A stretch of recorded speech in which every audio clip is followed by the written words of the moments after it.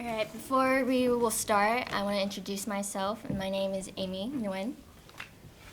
My name is Florentino Sáenz. I'm Juan Gutierrez. Anabeli Mata. I'm Natalie Gomez. Juan Gomez. Hong Bui. Shelby Scott. Jennifer Mora. Keandra Carroll. Well, we are not Texas Care, nor are we Texas Cure. No. Wait, we are Texas Cure. We are not Texas Pure. Anyways, well, we serve communities that are underprivileged, and we go through that with relief and education. And I would like to share with you a story that my friend Johnny told me back in our hometown, Harlingen, Texas. He explained that growing up there as a child was extremely difficult. He had just immigrated from Mexico, having to live a life with 2 sets of clothes, 1 meal a day, a small trailer that he called home. And one day, Johnny got sick. He got so sick that he needed medical attention. But did he receive the treatment that he required? No. Why? Because his family didn't know what to do. They were poor. And Johnny couldn't do anything but to tough it out. And as you can see, there are many other Johnnies in Texas that face similar or the same situations every day. People like this don't only exist in one area or in any specific corner or border in Texas. No. These problems are much bigger than that and much more apparent throughout Texas. These underprivileged communities simply don't have access to physicians. Most of these counties don't even have a hospital or clinic in them. That's where we come in. We take the clinic, the physicians, to the people that need them the most. The issue here that we're about to address is that in Texas, there's many underprivileged communities in need of healthcare. These communities lack the access to the healthcare education and healthcare resources they need. This is due to their economic resources. This is mainly in rural areas containing families with low income, for example, like near the border.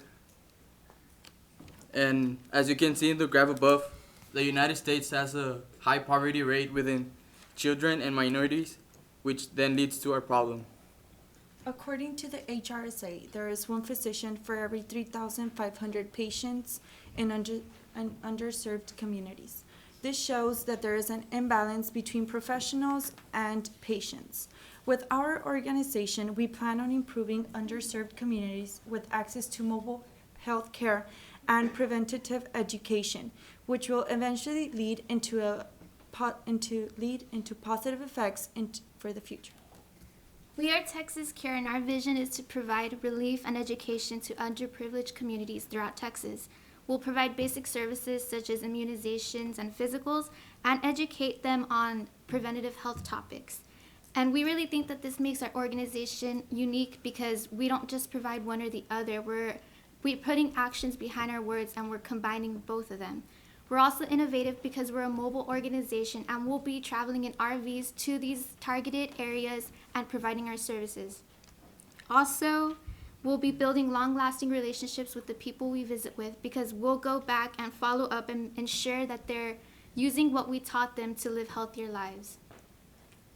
With our organization, we plan on fulfilling our services through 5 steps: fundraising and recruitment, research and advertisement, education and services, expansion, and then appreciation. We would like to start with fundraising in order to create a strong foundation for our organization. Then we would go into recruitment, recruiting people such as medical students, doctors familiar to the problems of these areas, physician assistants, and retired medical professionals.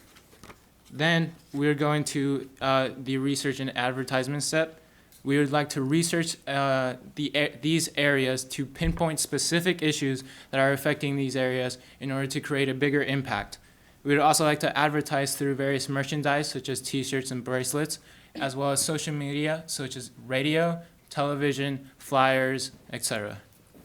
Before we provide them our services, we would provide in advance preventative information sessions and then follow up with their physicals or any immunizations they might need. And like any other organization, we want to grow and expand. So we're based in Austin, but we want to start in surrounding areas and expand to the far reaches of Texas. And lastly, with our appreciation component, we will allow staff to participate in incentives such as scholarships or the ability to receive college credit. So our partners in this situation or within our organization are our sponsors and our donors who provide the funding, our medical professionals and medical students who volunteer their time to work in the clinics that we provide, and community volunteers who help educate the community whenever we're not there. Opposing viewpoints to this situation can be hospitals or other clinical services who feel as if we're taking business away from them. However, generally hospitals or clinics don't cover like rural areas or underserved communities because it costs too much for establishment. And therefore, because of this, we come in and we provide our services to those who lack health care. The startup cost for our company is $600,000, and the main factor of our cost is having headquarters in Austin who are focused on researching healthcare needs of low-income or rural areas so that our mobile unit can bring them the services they would not otherwise have access to. We plan to cover costs through fundraising, grants, and sponsorships through well-known companies such as Walmart, Kmart, Target, etc. We have a $10 flat rate fee for citizens above the poverty line. Also selling merchandise such as bracelets, t-shirts, etc. All donations are tax deductible, so not only do our investors receive positive public recognition, but they also receive a tax break. By supporting our cause, you prevent other children from having similar experiences as Jenny. Stretch out your hand and show your kindness, not to us, but to the people of Texas. Help them learn and back them up with support. As they say, give a man a fish, he eats for one day, but if you teach that man, he eats for a lifetime. We are asking for full funding to start our organization. The first step is you.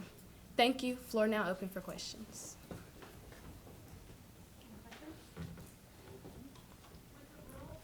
With a rural focus, why did you decide to headquarter in Austin and not someplace where the population is a lot smaller?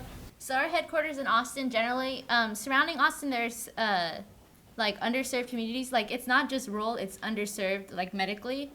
And so having headquarters in Austin provides us central access eventually for us to like further expand our services. So it's just like a central point. And we want to start off at East Austin so we can build an establishment before we go out to the serious need that really communities need. So we won't just be going out there with unexperienced, so we have a little background.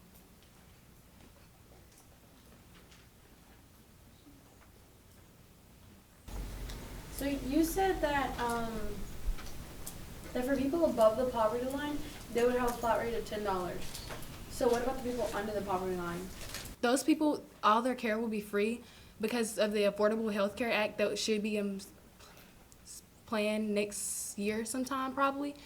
It covers people under the age of 18 without insurance, and it gives them full coverage. And for those that are above 18 and they have a job, they're insured through their employers. However, there are 1.3 million people that if they are above that and they don't have any kind of income, or not income, but any kind of insurance plan, then we can't insure them through the Health Care Act.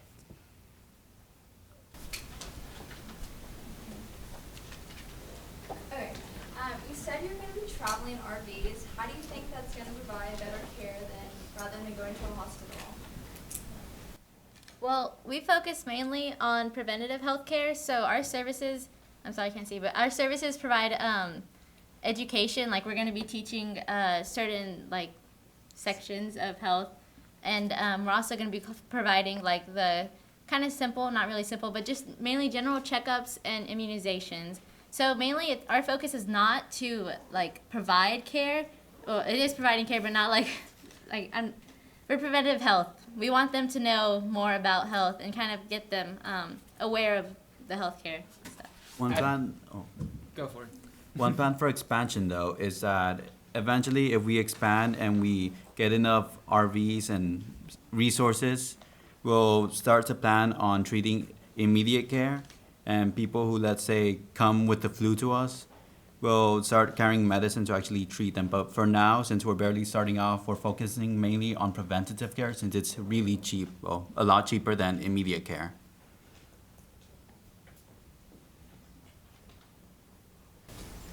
With the bill coming in next year, do you believe that the hospitals will still not serve those communities that you were talking about around Austin? Or do you think there'll be more of a population or less of a population once the bill comes through that you can help? I believe that the hospitals will still not serve them because they haven't done it yet. So they're focused on more of the monetary value, and we're not. Because we're a nonprofit.